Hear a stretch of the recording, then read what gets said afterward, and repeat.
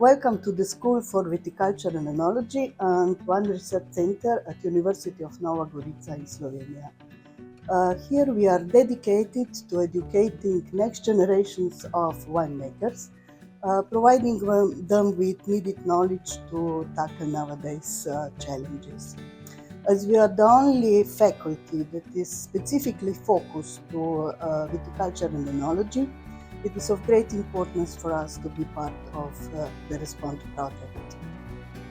This initiative enables early involvement of young people to environmental efforts in the local environment. This initiative enables early involvement of young people into environmental efforts, local environmental efforts, while also acknowledging the challenges that vineyards are facing due to the climate change, but also their importance as ecological or socioeconomics and also cultural value of our vineyards.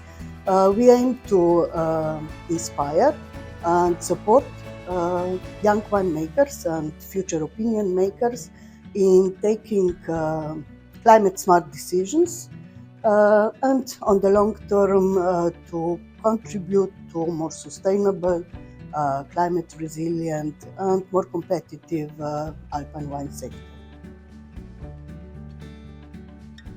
Thank you, Melita, for a really nice introduction. And now let's hear our postgraduate student, Magdalena Mihajlovska, that was and still is the student of School for Viticulture and Enology at the University of Nova Gorica. Hi everyone, I'm Magdalena. I'm a master's student, as Professor Erika has already said, in Viticulture and Enology at the University of Nova Gorica. I also finished my bachelor studies here. As for my interest, I feel very confident working in the laboratories of the Wine Research Center, especially because it allows me to keep my focus more on the wine quality analysis. Because when you think about it, with climate change, I believe personally it's very important to assess and monitor the grapes quality, because having high quality grapes is the foundation of having high quality wine at the end. So what is the interest and maybe the perception of young people and your generation in the adaptation of some local vineyards to the climate change? Well, personally, I believe that the younger generations are becoming more and more conscious about the impact climate change has. And I think most of us are very concerned and very aware of the fact what risks that can pose on the rural agriculture. Because unfortunately, climate change may make it quite unmanageable to keep a profitable vineyard if we don't find new ways to adapt, whether that would be through some technological processes or maybe even sustainable practices. I believe we're very passionate about finding new ways to help the vineyards adapt to these kinds of conditions. And what do you think will be your active role on this topic? Of course, adaptation of the vineyards to the climate change, and of course to the project response that we are now working on.